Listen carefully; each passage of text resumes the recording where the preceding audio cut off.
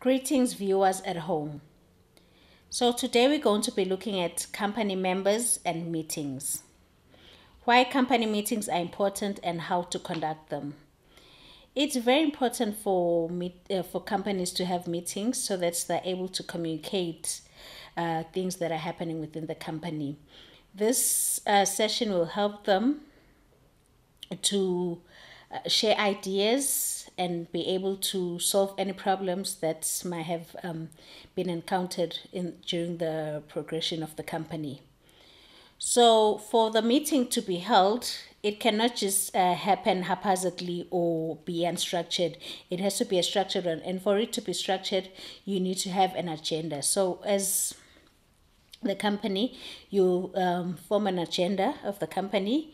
You'll decide on the purpose of the meeting and draw up the agenda, the list of the things to address in the meeting.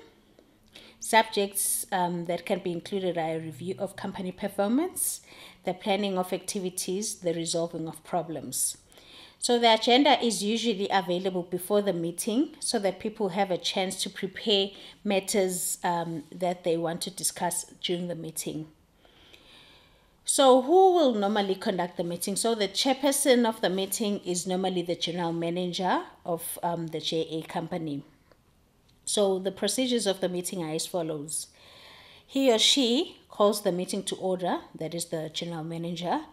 And then from then on, everyone should speak only to the chairperson or ask his or her permission to speak to someone else. Matters are discussed according to the order of the agenda. The administration assistant reads the minutes of the previous meeting. If everyone agrees that they're accurate and correct, that's what was said during the last meeting is accurate and correct, and then the chairperson approves the minutes. Each manager then gives a report about his or her business. Then there is a time for comments from other members. However, you need to remember as members that you need to raise your hand if you wish to speak. You need to talk only to the chairperson. You listen to what is being discussed, ask questions by raising up your hand, and everyone needs to participate.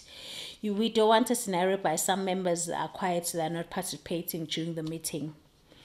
Decisions are made when necessary during the meeting, and if consensus cannot be reached, the issue can be put to vote. The general manager reports on the control sheet, and then finally there is a general time when anyone can discuss any other matters that they wish to bring up. That is, we refer that to any other business. And then the question will come that who will be taking the minutes? So this is the administrative assistant job that is taking minutes during the company meetings. And then the minutes, a written summary of the meeting. They are a record of decisions made during the meeting. So the administrative assistant needs to take all the important notes that are discussed during the meeting. When read at the next meeting, you can check to see whether the decisions were carried out. So if there are any decisions or plan of actions that need to be made during the next meeting, you need to make sure that those actions were actually made.